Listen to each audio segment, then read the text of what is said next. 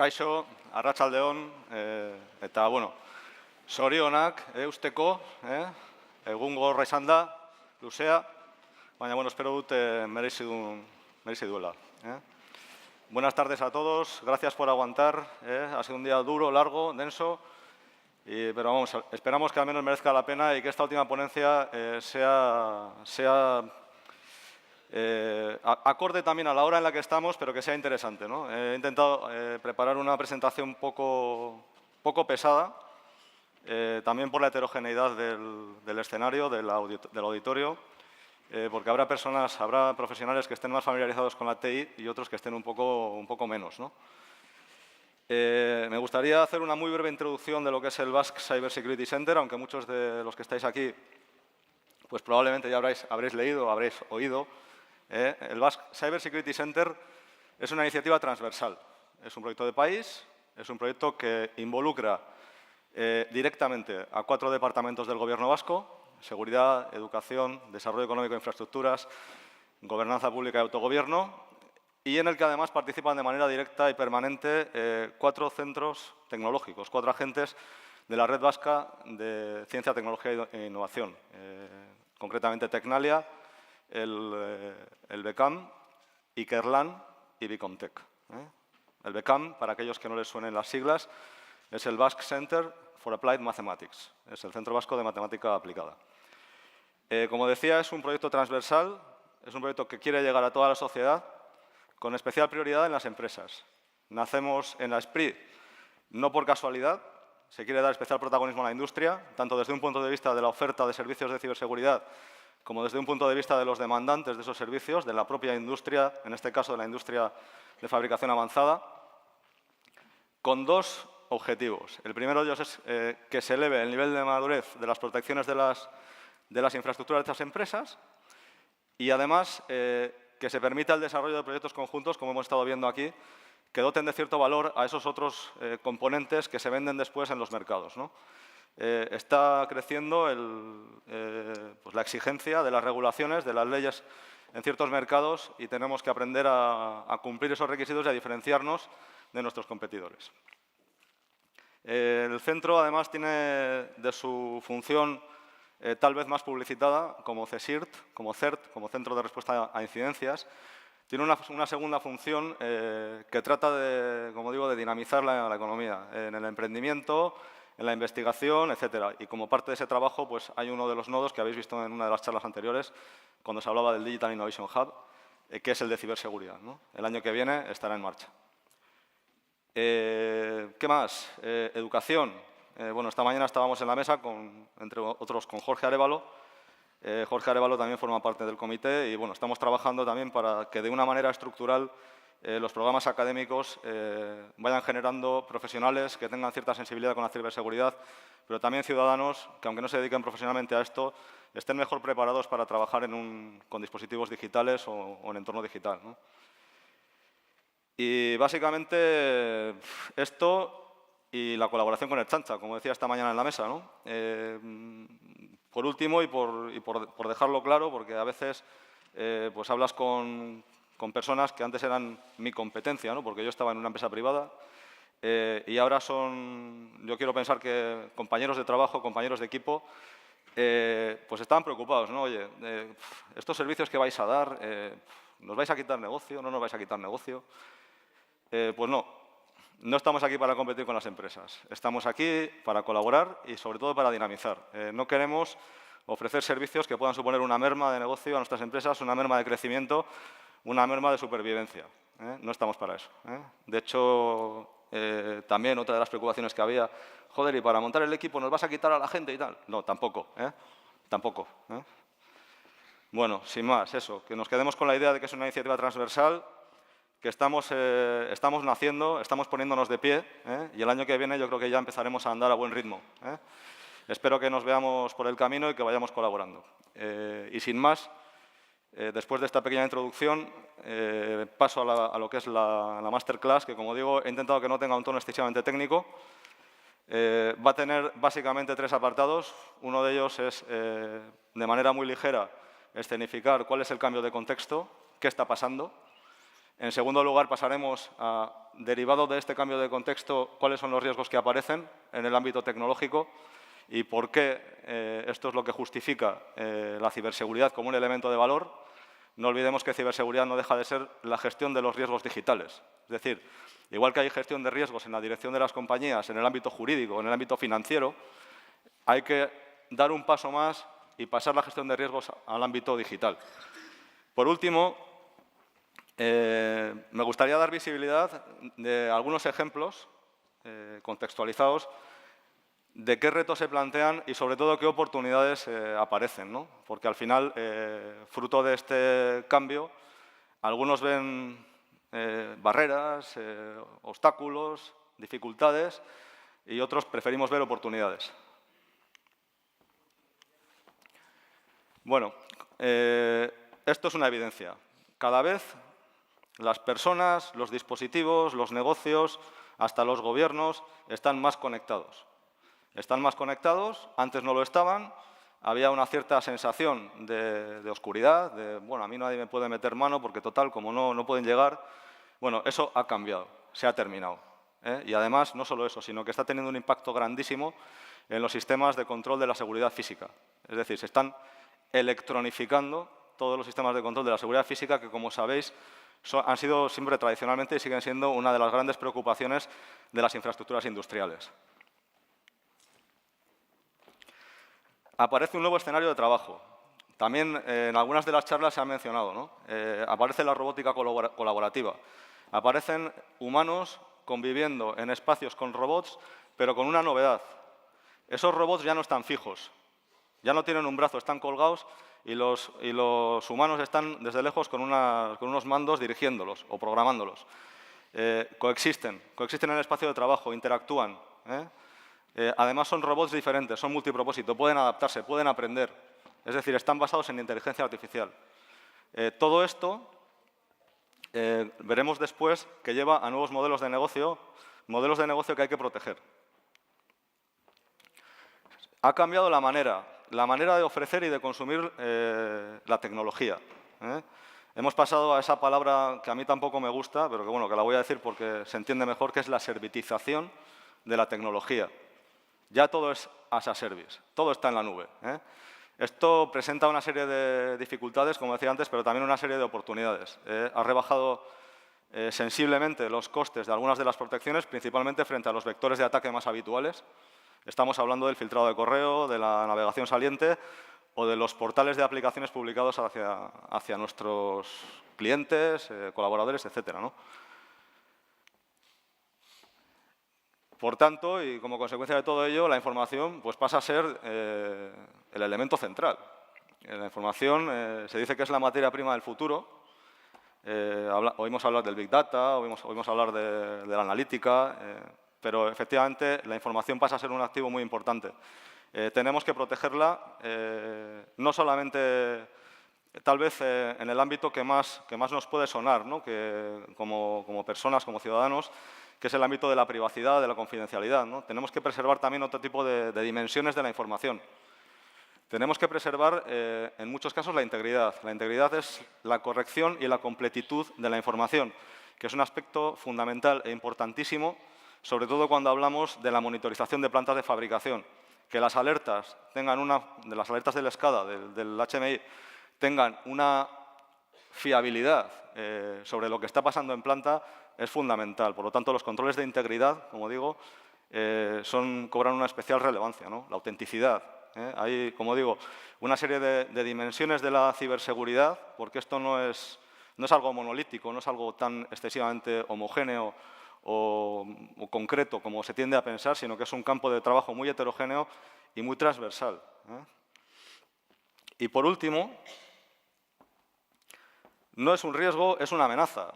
El concepto romántico del hacker que lo hacía por notoriedad, por luego ir y presumir de ello con sus amigos y tal, eso no existe. Se ha terminado. Se ha terminado. La actividad de ciberataque es profesional. Los motivos más habituales son crimen organizado, beneficio económico, claramente, influencia geopolítica o activismo por alguna causa social. Son los tres casos más habituales, más dramáticos.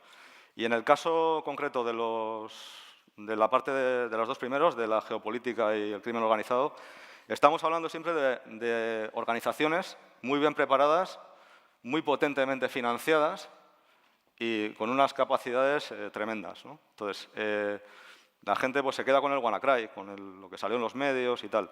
El problema no son los ataques que todo el mundo se da cuenta de que han pasado. El problema son aquellos que siguen pasando sin que nadie los detecte, ¿eh? Como digo, ataque profesional con un objetivo generalmente lucrativo o de influencia. Se acabó el romanticismo con este tema. ¿Qué nuevos riesgos o qué riesgos podemos identificar como los más relevantes dentro de lo que es el ámbito industrial, ¿no? El ámbito industrial tiene un perímetro complejo, un perímetro heterogéneo. Por un lado, tiene tangencia con lo que no es Operational Technologies, la red industrial, la red de campo, la red de control. Tiene una tangencia con lo que es la red de TI, la TI corporativa, los sistemas de compras, los sistemas ERP en general, los que todos conocemos, ¿no? De toda la vida. Ahí tiene un perímetro.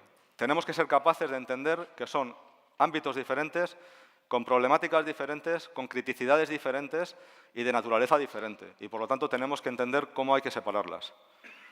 Y, además, otro de los aspectos importantes dentro de lo que es la operación industrial es el perímetro con aquellos proveedores que nos dan mantenimiento. Es muy habitual que cuando se monta una planta de fabricación del tipo que sea, nos venga el Siemens de turno, el Honeywell de turno o ABB, que ha estado haciendo una ponencia antes, ¿no? Y nos diga, oye, mira, que mi planta se monta así y nadie la toca porque si no te quedas sin mantenimiento, ¿eh?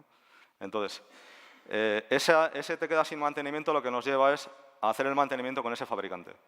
Y eso lo que nos lleva es a dotarle de conexiones remotas para que en determinados momentos pueda diagnosticar, pueda remediar o pueda hacer lo que sea. Ese perímetro también hay que vigilarlo, ¿eh? No nos olvidemos que, aparte de que sea un fabricante con contrato, detrás de eso hay empleados que pueden estar más o menos contentos o que pueden tener unos u otros intereses.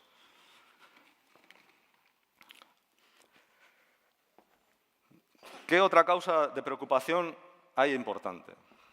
Estos sistemas, como decía, trabajan en unos entornos muy peculiares, con capacidades de red modestas, con anchos de banda modestos, con capacidades de proceso también en muchos casos modestas y además en condiciones a veces de operación pues muy hostiles, ¿no? Con temperaturas, vibraciones, ruido electromagnético, etc. Entonces, si encima a todo esto que está funcionando, que a veces tiene que funcionar en tiempo real, le metemos ciberseguridad, estamos metiendo posiblemente unos retardos, unas latencias en determinados pasos de la comunicación que puede derivar en que aquello deje de funcionar o que no funcione al nivel que la dirección de la compañía espera. Entonces, es importante tener una expectativa clara de cuáles son los indicadores de rendimiento del negocio, los KPIs, y cómo se pueden ver afectados por la ciberseguridad. Esto, al menos en la experiencia que yo he tenido, inicialmente es una causa de nerviosismo importante, pero después, con esfuerzo y con algún dolor de cabeza que otro, lo que se acaba descubriendo es que al introducir estas modificaciones en los dispositivos, en dotarlos de ciberseguridad, lo que suele llevar al fabricante del dispositivo es a revisar el diseño de los estados del autómata. Ese diseño de cómo se funciona, cómo evalúa las señales, cómo reacciona, ¿no? En ese diseño lo que se encuentra son pues, el producto de un mantenimiento que ha podido durar años, que ha ido poniendo pues, cosa sobre cosa, que a lo mejor no está excesivamente optimizado. Entonces, fruto de ese análisis, de esa revisión, el excesivo o el exceso de overhead que mete la ciberseguridad se suele compensar en mayor o menor medida, a veces casi totalmente, con esa revisión y optimización de los estados. Yo en este campo sí que os animo a que con prudencia seáis valientes, ¿no? Y bueno, proliferación de dispositivos embebidos, además con múltiples niveles de embebimiento. O sea, al final los dispositivos que tenemos en cualquier ámbito industrial, no solamente de la fábrica que podemos pensar, sino un ascensor o un coche, etcétera, son como un montón de capas de cebolla y dentro pues, van componentes y componentes y componentes y componentes, ¿no? Que tienen que funcionar juntos, que proceden de lugares muy diferentes y que además muchas veces, cuando le metes el toque de la ciberseguridad, resulta que, claro, tú haces una implementación pues, al uso, ¿no? Dices, bueno, ¿cuál es mi marco de referencia? Mi marco de referencia es este. Vale, pues entonces hago una implementación, yo que soy un fabricante, interpreto ese estándar y lo implemento. Entonces viene el operador de ese dispositivo, que es el que me lo compra, y lo va a poner a funcionar. Pero claro, coexiste con dispositivos de otros fabricantes, que pueden haber hecho una interpretación diferente de ese mismo estándar de ciberseguridad y que al establecer la comunicación no funciona muy bien, ¿eh? Entonces, la interoperabilidad es un tema complejo, que requiere muchas pruebas y que, como decía, pues puede tener su impacto, sobre todo en los tiempos de llegada, ¿no? De los tiempos de llegada al mercado y en la evolución, sobre todo, de los niveles de madurez de la tecnología, ¿no? Y, por supuesto, como adelantaba esta mañana la primera ponente, multigeneracional en dispositivos. Si te vas a cualquier planta de fabricación de cualquier tipo de industria, verás dispositivos de los años 80 y dispositivos comprados ayer. Entonces, ese mundo tiene una complejidad pues, increíble, ¿no? ¿Cómo protegemos o para qué protegemos la información? Adelantaba antes que el concepto más común es la privacidad, ¿no? Pero la privacidad no solamente de los datos personales, sino de la propiedad intelectual o de la información estratégica para una compañía, ¿eh? Imaginaros que estamos desarrollando algún producto nuevo o una nueva patente y alguien nos la roba, o que somos una empresa de prospección petrolífera y que alguien es capaz de robarnos dónde están lo que hemos detectado que tiene potencial de prospección, ¿no? También para la prevención de fallo. Como decía antes, todo lo que es el control de integridad, la corrección y completitud de la información es importante a la hora de las alertas, ¿no? Para que esas alertas primero sean fiables y se produzcan lo antes posible para que se pueda reaccionar. No solamente para prevenir un fallo, como dice ahí, sino también, como dice al final, para evitar un accidente. Es una planta industrial que puede derivar en muertes o en contaminación del entorno, ¿no? Otro riesgo que tenemos derivado de la conectividad es la zombificación de redes, es decir, el secuestro de dispositivos para utilizarlos como plataforma de lanzamiento de ataque. Esto, los que estéis más familiarizados con la ciberseguridad o con la última literatura que ha surgido en relación con este tipo de ataques, recordaréis el ataque llamado Mirai, que tuvo lugar en octubre del año pasado en Estados Unidos y que tumbó webs de redes sociales muy conocidas como Twitter o Spotify o incluso Amazon, ¿no? Amazon también cayó víctima de esto. Esto tiene una lectura complicada, sobre todo para aquellas empresas operadoras de servicios que tengan en su campo millones de dispositivos. Pensemos que un ataque de denegación de servicios se puede realizar o bien generando una gran cantidad de tráfico desde muy pocos dispositivos muy potentes o pequeñas cantidades desde muchísimos dispositivos, como es el caso. Entonces, esto es un tema de responsabilidad casi social o civil, que las empresas que tengan gran cantidad de este tipo de dispositivos y que puedan ser susceptibles de recibir un ataque de este estilo, tomen las precauciones debidas para que esto no suceda. Y como adelantaba hace un momento, las consecuencias son las de siempre. O sea, pues estamos en un ámbito industrial, pues puede haber accidentes, puede morir gente, podemos contaminar un acuífero, podemos contaminar el suelo, podemos recibir una multa por incumplimiento de una ley, o podemos quebrar, que es peor todavía que pagar una multa. La empresa puede encontrar que no tiene camino para seguir. Yo siempre suelo decir que orientar la ciberseguridad o el cumplimiento a la ley es un enfoque de mínimos, que menos que cumplir la ley, ¿no? Algunos no pensarán esto, pero bueno, que menos que cumplir la ley. La supervivencia del negocio va mucho más allá. Si no hay una ley que me obligue a tomar estas precauciones, tengo que hacerlo para ser competitivo y para seguir vendiendo, para seguir pudiendo sobrevivir en el mercado. Por eso decía que para mí la ley, en este caso, es un enfoque de mínimos. Y bueno, con todo este escenario, donde todo cambia, parece que el tiempo corre más que nosotros, donde aparecen riesgos que antes no estaban, donde a veces casi no somos ni capaces de identificar cuáles son los riesgos que tiene nuestra organización, ¿qué hacemos, no? Pues, por ejemplo, lo que podemos hacer es reducir el gap de detección. Y me explico. El gap de detección es el tiempo que tarda una organización en detectar que tiene un ataque en curso. Entonces, la reducción de ese gap es una tarea muy, muy compleja y de mucho esfuerzo, porque, como decía antes, los atacantes cada vez están mejor preparados. Es un poco como sucede con el control antidoping. Primero va la tecnología del doping y detrás el antidoping, ¿no? Pues aquí tendríamos que acelerar para que esa distancia a la detección sea lo menor posible, porque alguno de los ponentes también ha dicho que, creo que ha sido Álvaro Fraile, no se trata de intentar evitar que no pase, se trata de estar preparado para cuando pase, ¿no? Entonces, cuanto antes seamos capaces de detectarlo, antes seremos capaces de reaccionar y con menos daño saldremos del incidente. Y bueno, tenemos que prepararnos para el futuro. Acabamos de vivir en el último mes dos vulnerabilidades de dos cosas que pensábamos que eran seguras, ¿no? Pensábamos que el WPA2, el protocolo de redes inalámbricas, de cifrado de redes inalámbricas, era seguro, resulta que ahora es vulnerable. Y pensábamos que los certificados de 512 bits de Infineon pues también eran seguros, pues ahora son vulnerables. Y mañana habrá otra, pasado mañana otra, y esto no va a parar, no va a parar. Lo que hoy consideramos seguro, mañana va a ser vulnerable. Tenemos que prepararnos.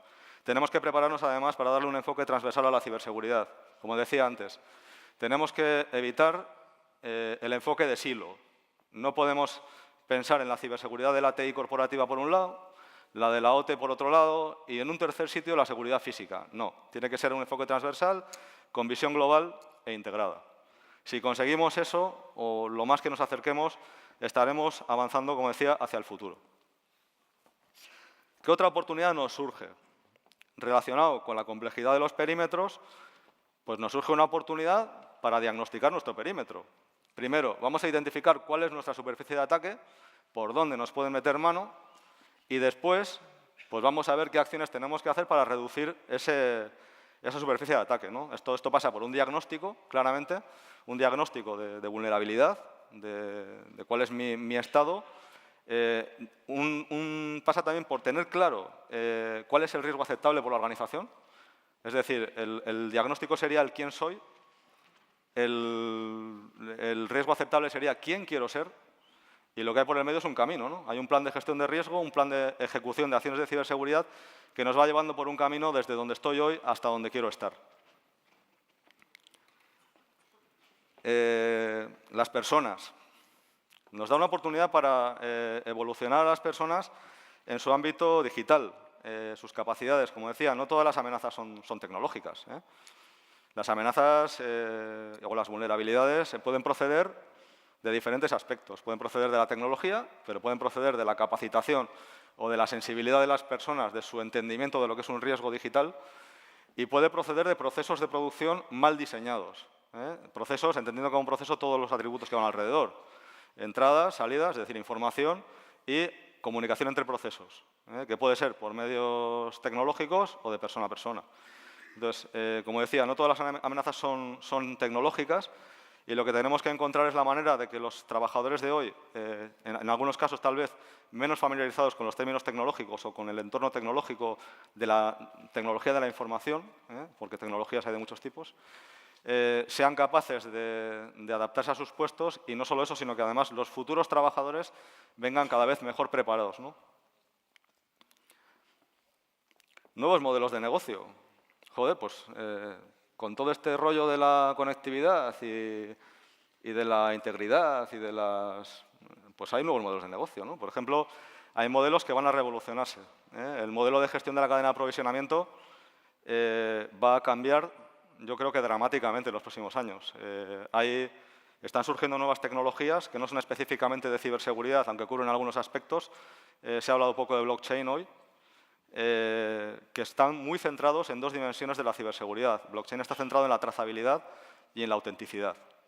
Entonces, todo este tipo de cosas, si las recubres por encima de confidencialidad, de cifrado de las comunicaciones, por decirlo en unas palabras un poco más comprensibles, se pueden generar modelos de negocio aplicables, por ejemplo, a todo lo que es la cadena de aprovisionamiento.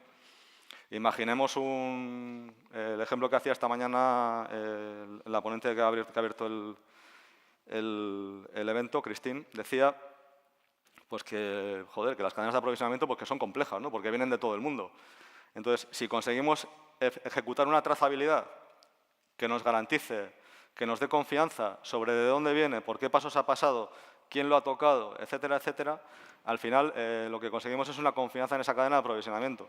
Aquí el ejemplo que estaba haciendo Christine se basaba en un iPhone, ¿no?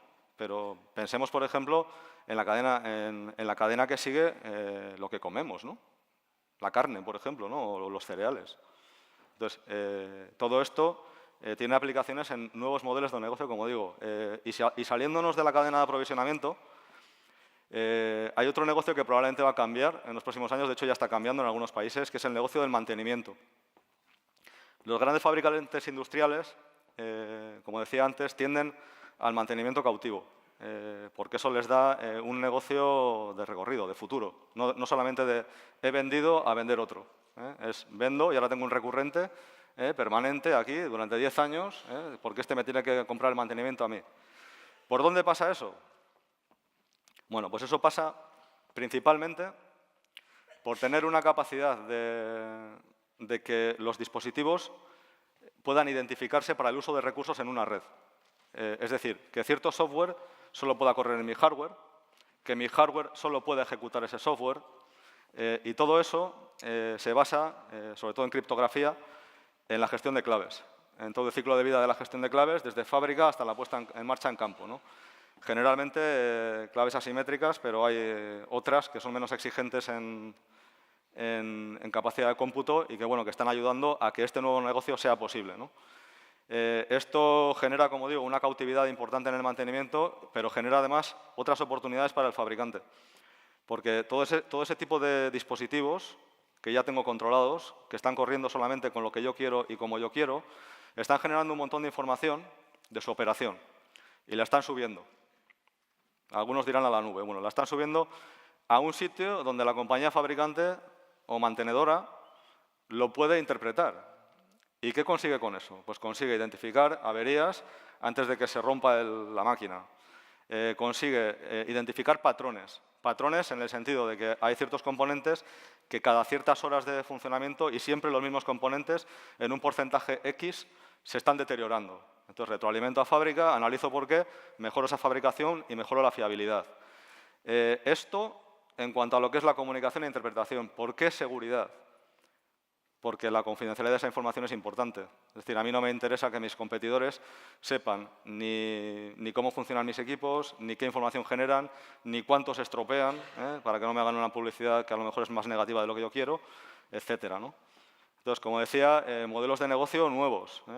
Dos ejemplos he puesto: gestión de la cadena de aprovisionamiento, mantenimiento cautivo y, además, como eso, retroalimentación para mejorar la fabricación y hacer que se averíe menos. Esta mañana en la mesa adelantaba este tema, ¿no? Innovación en maneras de hacer, en tecnología. La cautividad tecnológica o la dependencia tecnológica que tenemos en la Unión Europea, y Euskadi no es ninguna excepción, pues yo creo que a mí no me deja contento, ¿no? Porque al final dependes de otras economías que en determinados momentos pues, pueden ejercer cierta presión o cierto, llamémoslo, chantaje, para poderlo ceder o blindar los precios, etcétera, ¿no? Entonces, yo creo que no es buena idea o que no es cómodo depender de economías como China o como Rusia, que tienen fabricación de tecnología.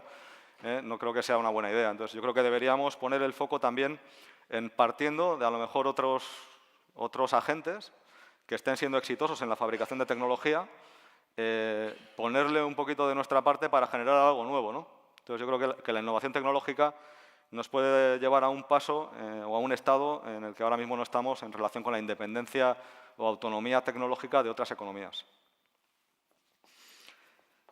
Y bueno, también se pueden hacer pues proyectos que a lo mejor estamos trabajando en un escenario más pequeño, en una escala más pequeña, hacerlos más grandes, ¿no? En demostradores. El Digital Innovation Hub es un caso claro. Es decir, sí, estamos haciendo aquí algo, no sabemos muy bien cómo se va a comportar si esto de repente, en lugar de tener 1 o 2 clientes que tenemos ahora, pues tenemos 55, ¿no? Entonces, tenemos que ver cómo funciona esto en escalado. Tenemos que, gracias también a la generación de tantos datos, del famoso Big Data, que es, como decía antes, que sube a un sitio donde se puede analizar, es más fácil generar datasets suficientemente voluminosos para que las pruebas se hagan con datos de hoy. Lo que está pasando generalmente cuando se hacen proyectos de investigación es que los datos, los conjuntos de datos voluminosos tienen una cierta antigüedad y, por lo tanto, los resultados generalmente no son extrapolables, ¿no? Y no están preparados para cierto tipo de análisis. La estandarización, la homologación y la certificación es un campo en el que Europa está poniendo mucho acento. Ha puesto a ENISA a liderar esta iniciativa. Esta iniciativa que no es sencilla, especialmente en el ámbito industrial, porque bueno, muchos de los que estáis aquí seguramente trabajaréis, y habéis trabajado más años que yo seguramente en el ámbito industrial. Sabéis que la estandarización es precisamente una de las grandes carencias. Es decir, hay 57.000 protocolos de comunicación, no sé cuántos estándares ISO, ISA y no sé cuántos tipos de fabricantes. Entonces, esa carencia de estandarización al final es un problema, es una limitación, y eso desde el punto de vista del operador de los servicios, ¿no? Pero desde el punto de vista de un proveedor que quiere desarrollar servicios, que quiere ser útil a la industria, es también una limitación. Porque al final lo que busca un proveedor de servicios es la rentabilidad.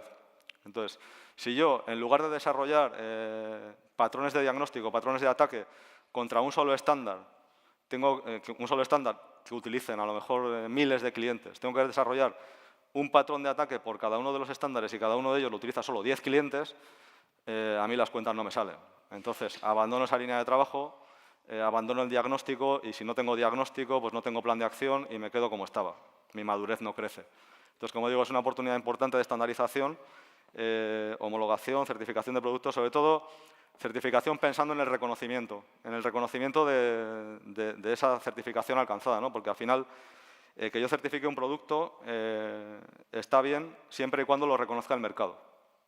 Y el mercado internacional, es decir, yo si me planteo fabricar contadores de agua, hombre, mi mercado objetivo no va a ser Euskadi. Mi mercado objetivo debería ser el mundo mundial, porque si no, pues vaya fabricante, ¿no? Que va a vender solamente 2 o 3 millones de contadores y ya se ha acabado, ¿no? No está ahí. Entonces, el certificado que se alcance tiene que ser reconocible, tiene que ser algo que me permita romper barreras de mercado. Y eso es complejo, como decía, ENISA lo está liderando y va despacio. Va despacio, además tienen sus pequeños rifirrafes en la web. Y bueno, hasta aquí lo que yo quería comentar. Tenía media hora, creo que he utilizado un poquito más, porque también quería dejar un pequeño espacio para preguntas. Y me gustaría, antes de iniciar el turno de preguntas, me gustaría sobre todo dejar claro lo que decía esta mañana, ¿no? Queremos que nos vean como un punto de encuentro, como alguien de confianza, como alguien con quien se puede colaborar. Y yo aquí veo Basque Industry 4.0, Basque Cyber Security Center. A mí lo que me gustaría ver es un Basque Team. Basque Team entre todos, los centros tecnológicos, las empresas, el gobierno, que todos seamos capaces de entender que o alineamos nuestros esfuerzos en ciberseguridad, y es el gran cometido el gran reto que tiene el Centro Vasco de Ciberseguridad, o alineamos nuestros objetivos o somos pequeños y seguramente habrá otros más grandes que nos vayan a pasar por encima, ¿no? Y nada más, esto era lo que quería contaros. Ahora, si alguien quiere hacer alguna pregunta, muchas gracias por vuestra atención y muchas gracias por aguantar.